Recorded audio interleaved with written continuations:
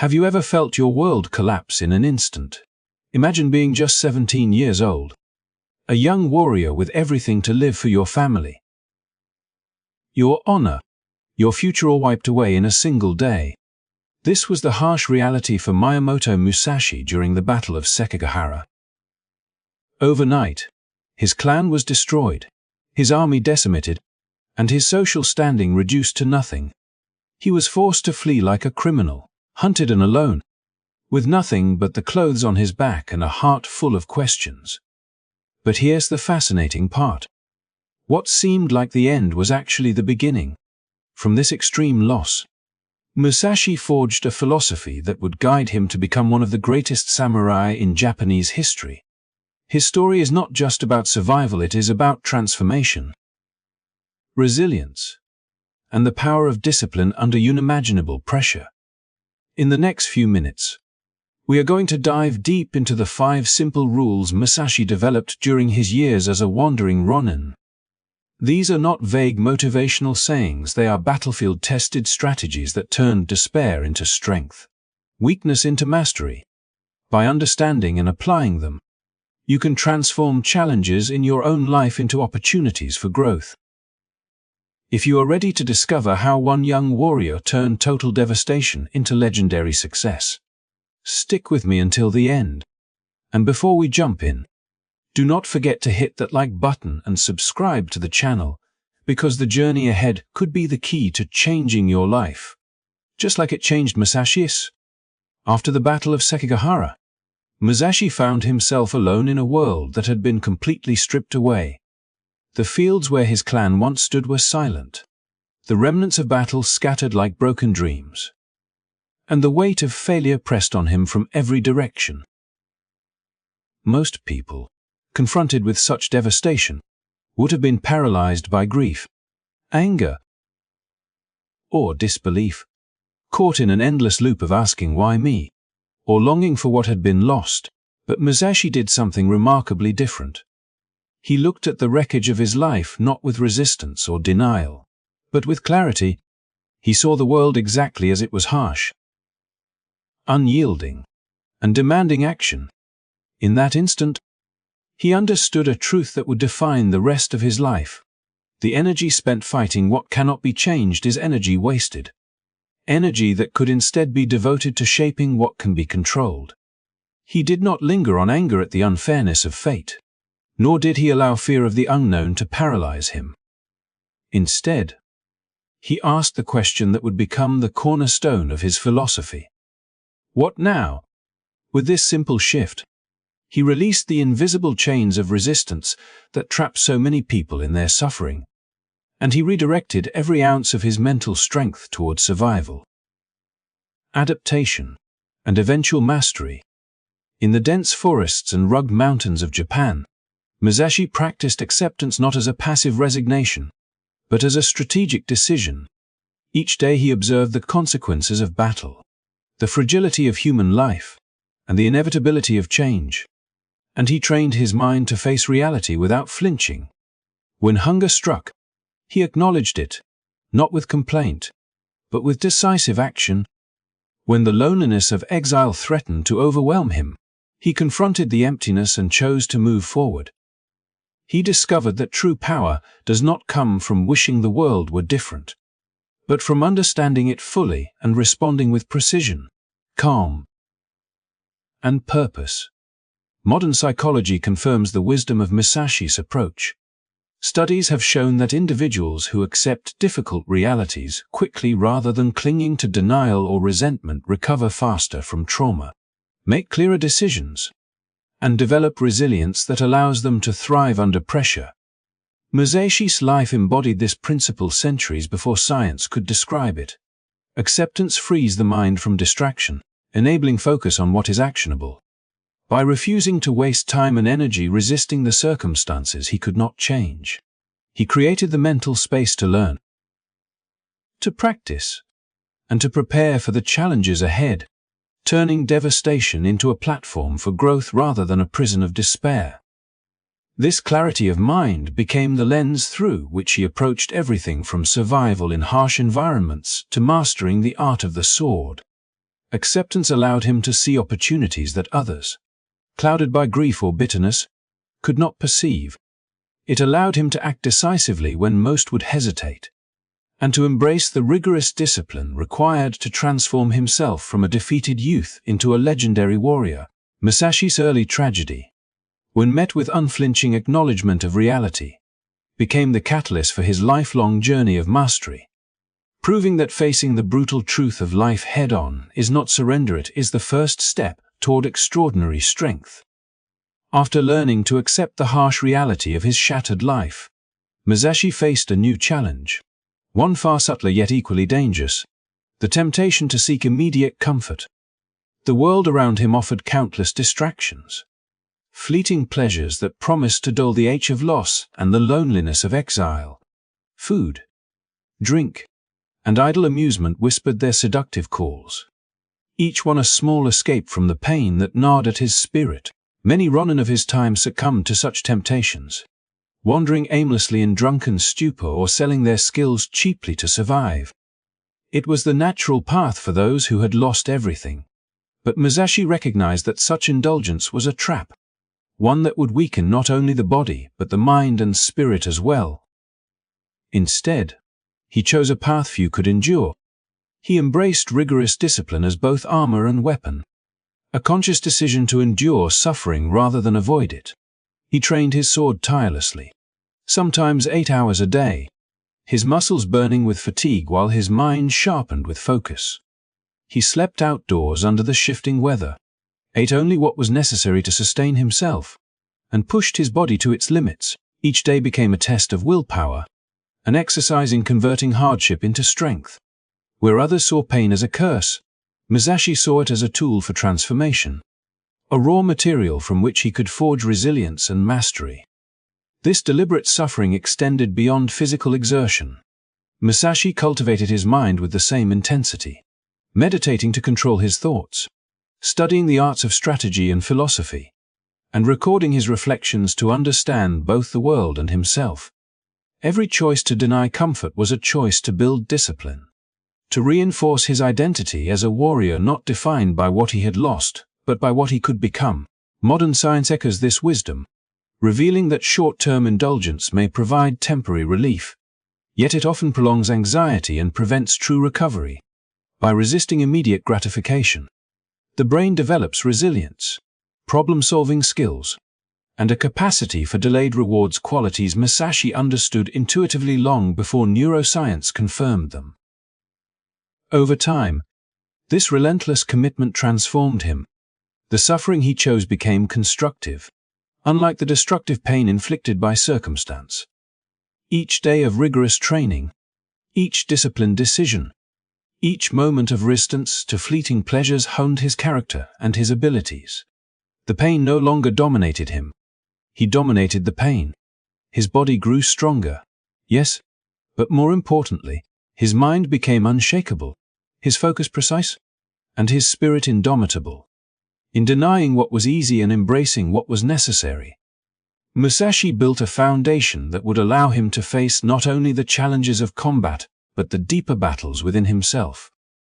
Through this disciplined path, he discovered an essential truth: strength is not granted, it is earned through deliberate struggle.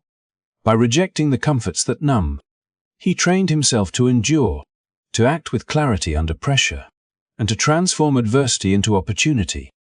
Musashi's life became a testament to the power of intentional suffering, showing that mastery over both sword and self arises not from avoidance but from the courage to meet hardship head-on, to endure what most would flee, and to convert every trial into a step toward greatness.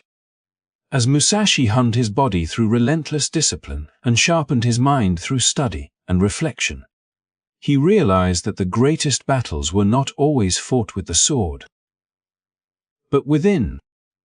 Emotions, he discovered, were both allies and enemies, capable of guiding action in moments of danger yet equally capable of clouding judgment when left unchecked. Anger, fear, sorrow, and pride surged unpredictably, threatening to undo the careful control he had cultivated over his life. And Musashi understood that yielding to these impulses would be as deadly as any opponent on the battlefield.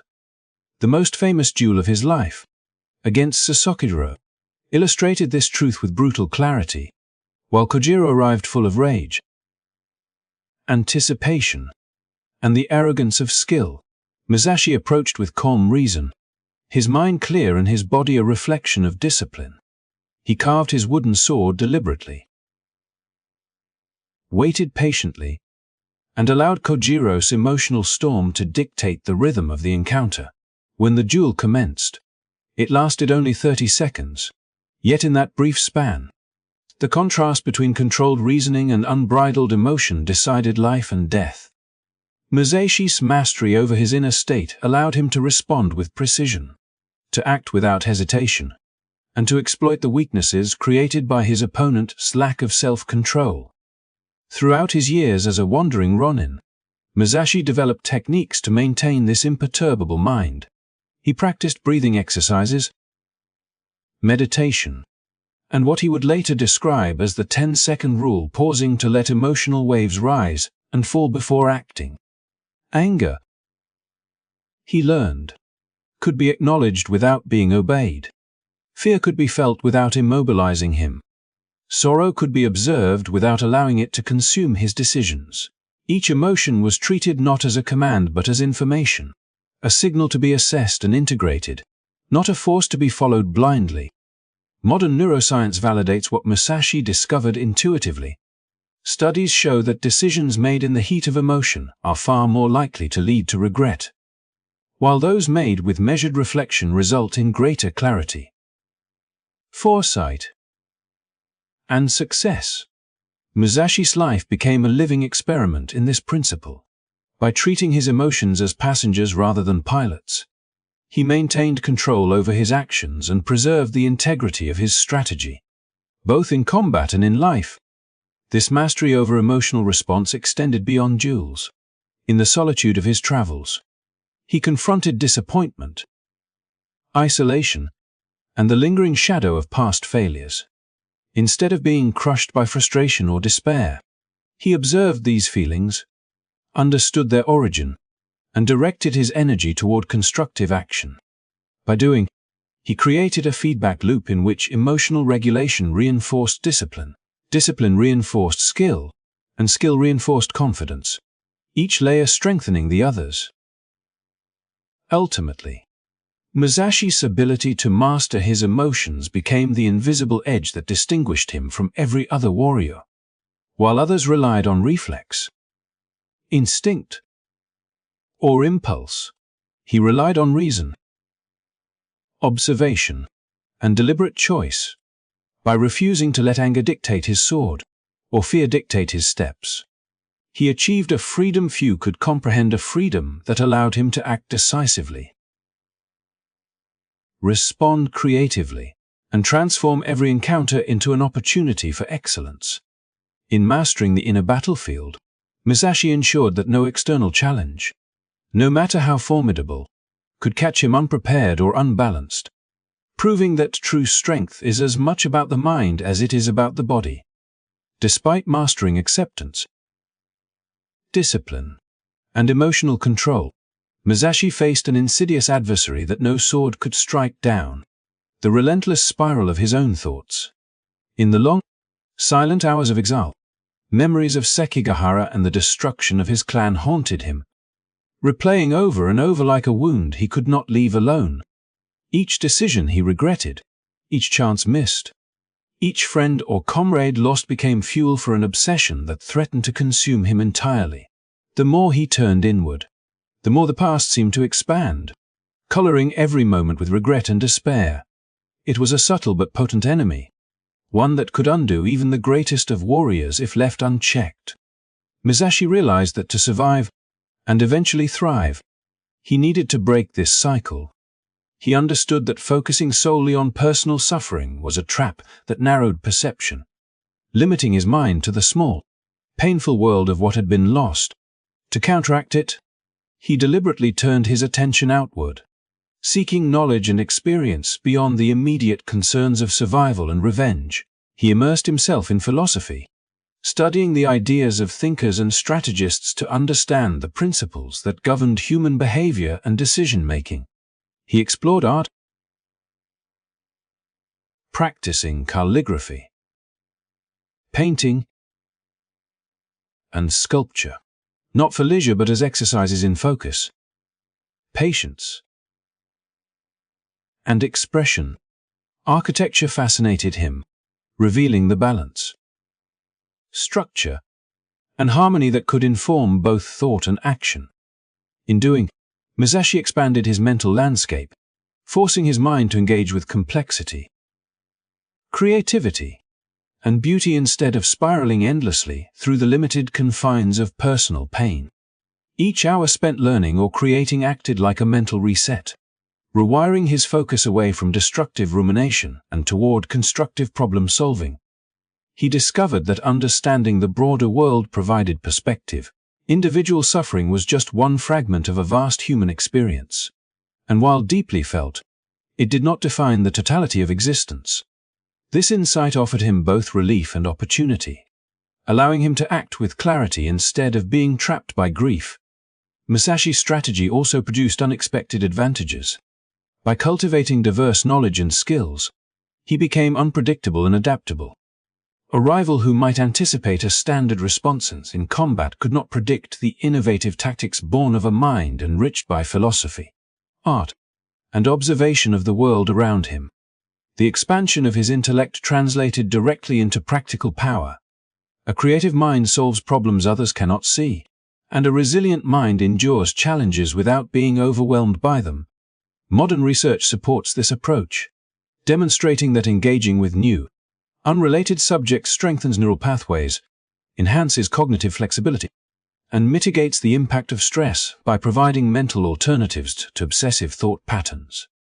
Through this deliberate redirection of focus, Musashi transformed what could have been a lifelong prison of self-absorption into a source of strength. By stepping beyond himself, he gained not only knowledge and skill but also perspective, resilience, and the ability to innovate in ways that astonished both allies and enemies. His suffering remained real, but it no longer dictated his decisions or constrained his potential. Instead, it became raw material for growth, and the world beyond his personal pain became a canvas on which he could paint a life of mastery, creativity, and enduring influence. In learning to expand his mind, Musashi discovered freedom, the freedom to act with wisdom, to respond to the world with insight, and to turn the shadows of past loss into a foundation for unprecedented achievement. As Musashi's mind expanded through study, creation, and disciplined reflection, he uncovered yet another tool essential for mastery: the deliberate practice of gratitude. Unlike the vague, casual gratitude often preached in idle conversation, Musashi's approach was precise and intentional, a strategy designed to reorient the mind and strengthen the foundation upon which all action could be built.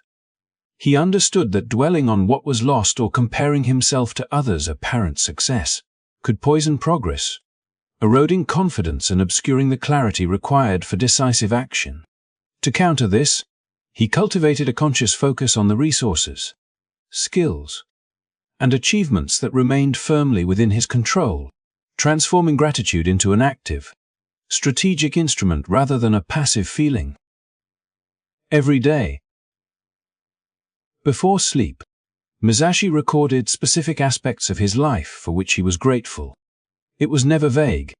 He did not merely note that he was alive or healthy, but that his body had endured 6 hours of grueling training without faltering, that he had mastered a new sword technique, that his mind had absorbed a lesson from philosophy or art that expanded his perspective. Each entry reinforced the recognition that, despite loss and suffering, he retained the ability to act, to learn, and to shape his own destiny. This ritual served as a mental compass, orienting his attention toward possibilities rather than limitations and turning appreciation into a deliberate reinforcement of competence and confidence. The power of this practice became evident in the duels and challenges that marked Musashi's later life.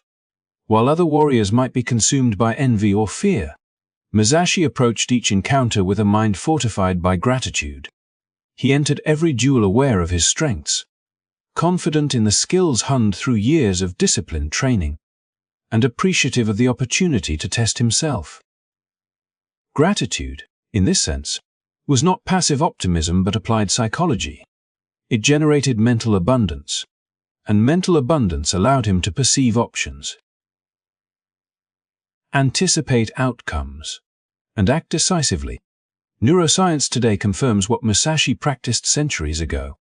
Focusing on what one has rather than what one lacks enhances reasoning, reduces fear, and boosts levels of dopamine and serotonin, producing clarity, energy, and resilience under pressure. Even more, gratitude transformed Musashi's relationship with competition and comparison. Observing other samurai who still held clan's positions could have sparked envy or despair.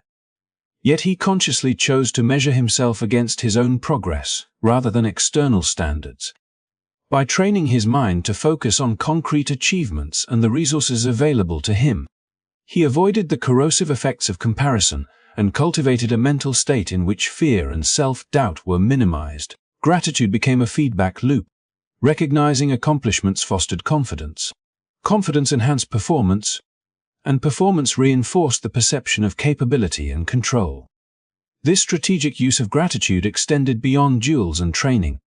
It informed his broader approach to life, guiding decisions about study, travel, and interaction with others.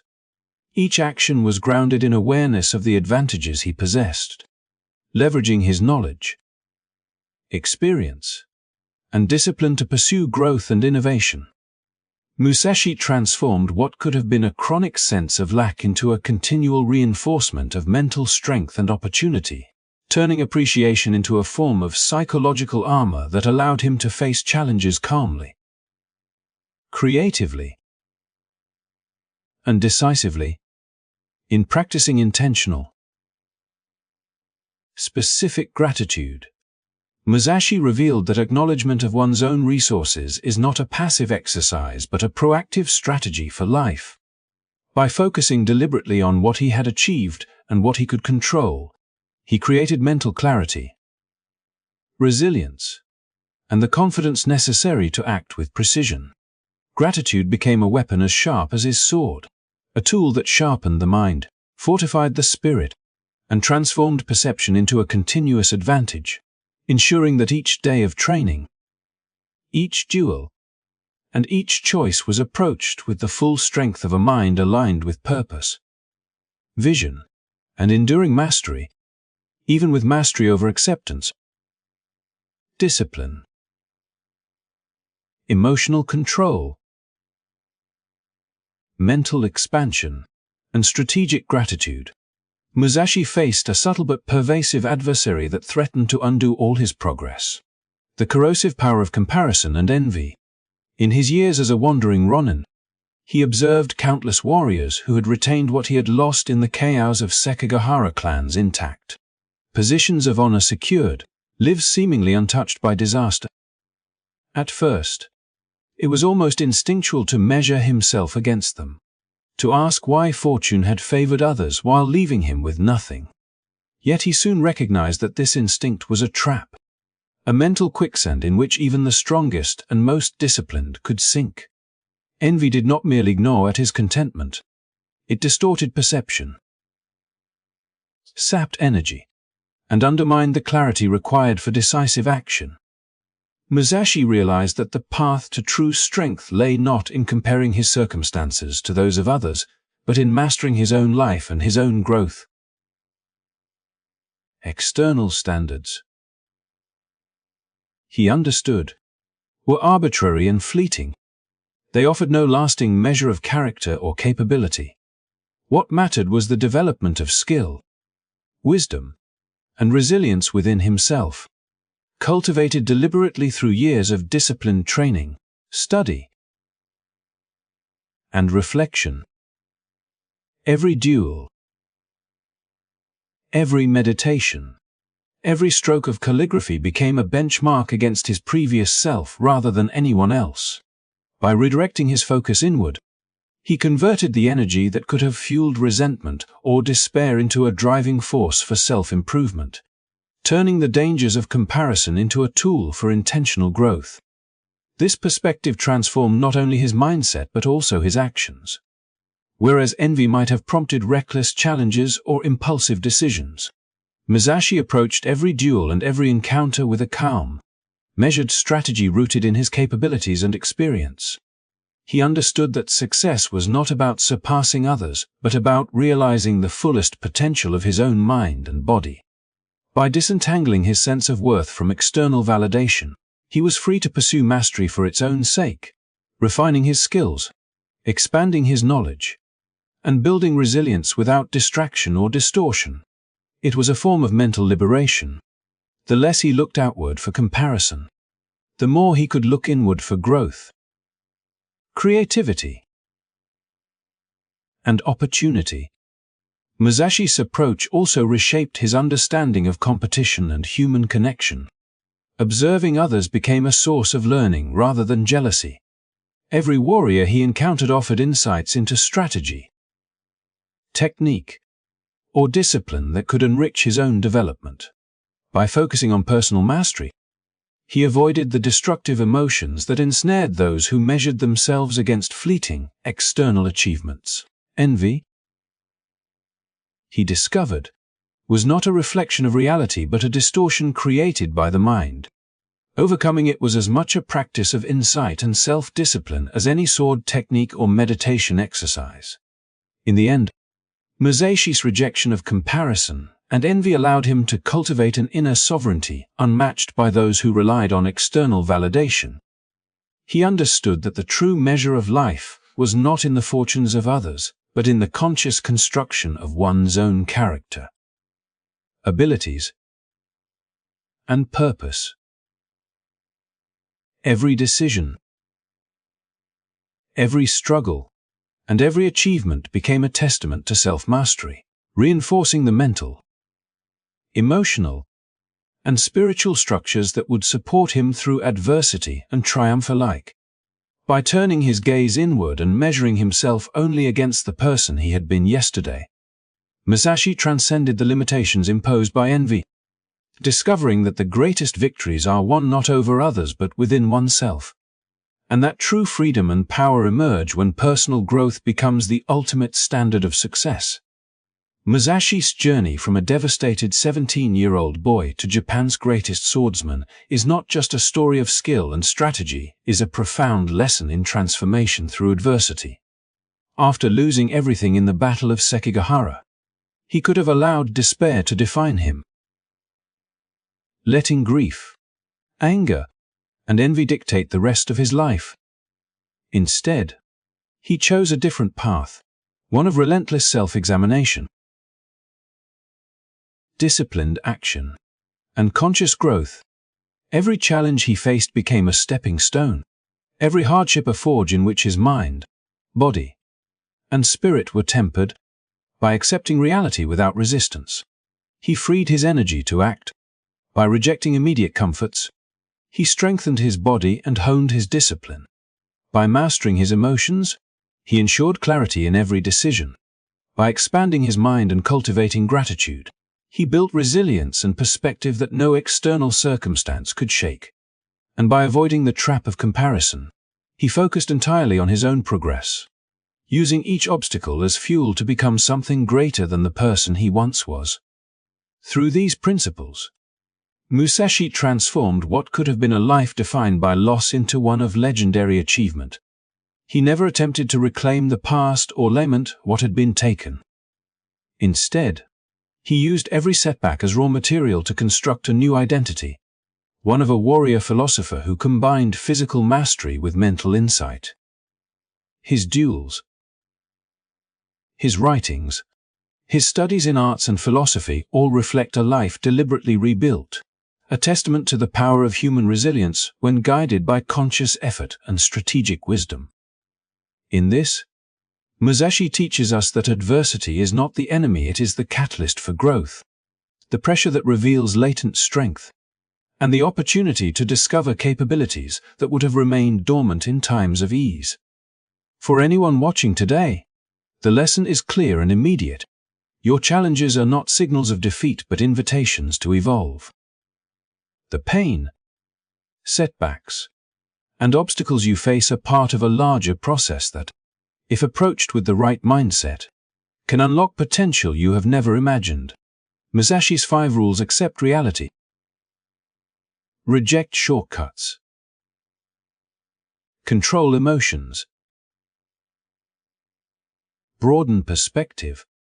And cultivate gratitude are not abstract philosophies. They are actionable strategies that, when applied consistently, can guide anyone through chaos toward mastery of life itself. He reminds us that it is not the comfort of stability, but the crucible of hardship that forges excellence. And that true growth emerges when we embrace, rather than avoid, the trials we encounter.